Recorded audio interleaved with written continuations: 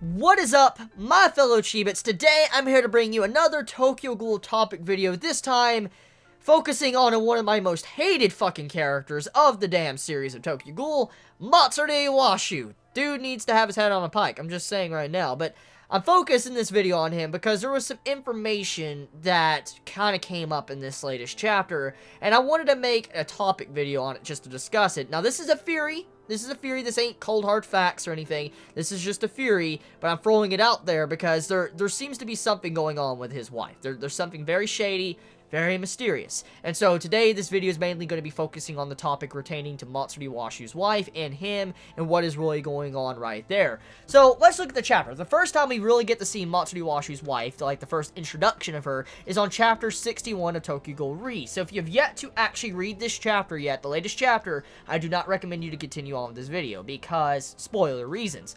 So anyways, Matsuri introduces his wife to Ure, and he's like, "Meet my wife, Io.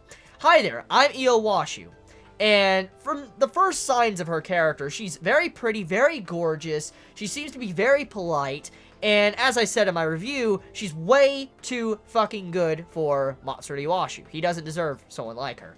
So, as she's, getting introduced and stuff, and we find out more about the relationship of, Matsuri and the wife, or right before we find out, she says this in a panel. "Your work is all but lost on me, but nevertheless, I wish you the best." So pretty much, what this means here is that Io Washuu does not know anything about her husband's job occupation. She has no idea what he does, which is very fucking shady just right there. But let me explain why this is shady. What makes this shady is because right after that, she says that, Matsuri Washuu says, "Io is a daughter of an old and respectable family. I was engaged to her before I left to Germany."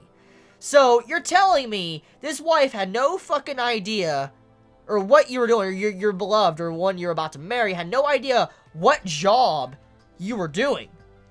And she is an old and respectable family. She's a part of an old and respectable family. Like, I'm calling bullshit right here because of this right alone. Like, this right here. Because what this lets us know is that even though she's part of an old family, she should know. She should know about ghouls, about CCG. Because every time we've had an old family introduced into the Tokyo Ghoul world, let's think about Washuus for a second. Just fucking Washuus. This is an old family.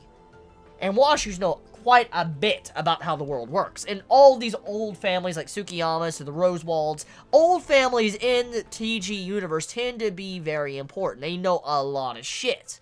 And because of this, it's very shady how someone that's a part of an old and respectable family doesn't even know what her husband's job is or why she is marrying this said person. She doesn't even know. She doesn't even know. Like, let me once again requote his wife. "Your work is all but lost to me, but nevertheless, I wish you the best." So pretty much she's saying she doesn't understand his work. She doesn't even know what he really does. Which is fucking shady. That's not even what the main point of this video is about. But that's shady.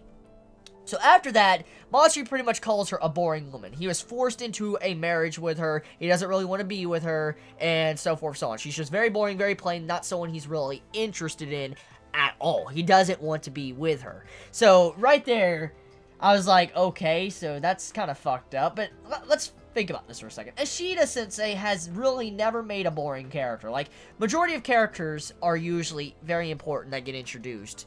Especially in a chapter like this, a chapter retaining to the One-Eyed King reveal, to Eto revealing herself, along with finding out more about V getting mentioned for the first time in a very long time.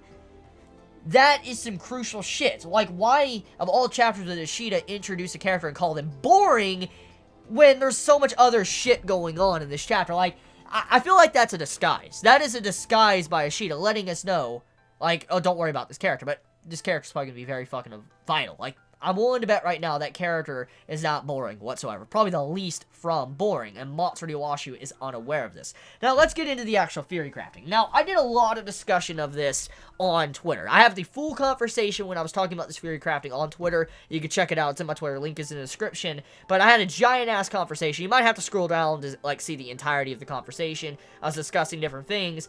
But, anyways, with the theory, I popped up, I saw something very interesting when I was reading the chapter. The face of the wife, like Matsuri Washuu's wife's face, the way she's smiling and all that, it reminded me of something. I'm like, what the fuck? Like, it looks very strange. Like, it reminds me of something, like the way she's smiling, the way she's being called a boring woman, and then we get V kind of talked about in this chapter. I just started scratching my head. I'm like, out of all the things in this chapter that really just doesn't really click with everything else, it would be this. And then we're mentioned that she's a part of an old family. I'm like, wait a minute. This entire chapter's like main theme has been about letting us know more about the past. World building, to be exact. World building about, you know, Ogre Tree, CCG, V, different shit like that. And I'm like, okay. We're finding out about the past. I mean, we're introduced this character, and she's supposedly part of an old family. What does it mean? And then I went back a couple chapters, and let me go to the chapter. I think it's chapter 55. Yeah, it's chapter 55, first page. Chapter 55, first page, you see to where Noro gets his face reveal, and when you see Kuzan, you know, giving Eto over. Okay.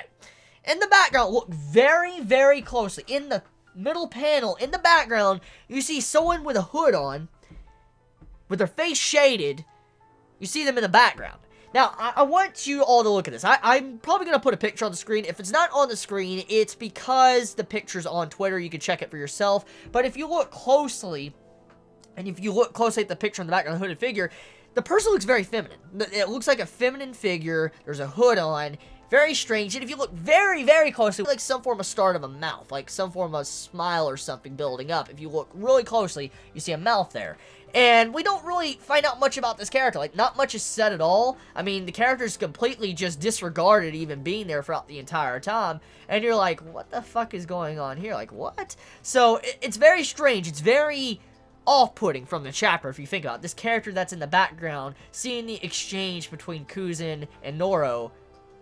Weird. Very, very weird.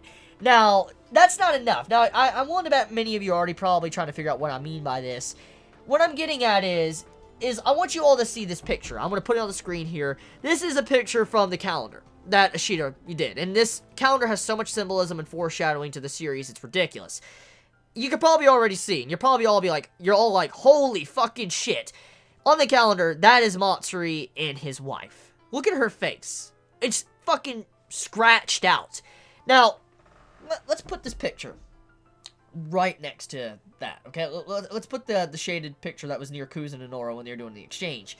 Do you see the similarities there? The hood to the fucking face shading and all that. Now, before I go any further, let me explain something. I'm not saying this hooded figure is, in fact, Matsuri Washuu. I'm not saying that. I'm not saying that whatsoever. I'm not saying this is his wife. I'm saying, however, is I feel like there is some correlation here because of the way it was done. We get V mentioned at the end of the chapter, finding out about old families. And the entire exchange of Noro and Kuzan and all that for Eto, and then this person in the background, it was kind of because of V. They had to hide from V, give Eto up, and then, you know, go in hiding and stuff. That was the main reason. And so, for V to be mentioned in this chapter, and then this happening, I'm like, okay, there's something weird going on. There's like a little link right there. But then, when you see how there's a possibility that this wife, since she's shrouded in shadiness, but her face is shaded out, to this girl shaded out, there's some links there with the hood and stuff. But then, you think about, what if she is a part of V? She's a part of an old family. She is a part of an old family that could possibly be connected to V. So, we can't rule out that this person in the background is connected with V. It might be someone of like an older sister, to a mother, to a relative, someone very close to Io, the wife, and that'd be really cool. I would really think that would be cool if we found out that one of the main downfalls to Matsuri Washuu would be his fucking wife. The one he called boring would be the one to kill him.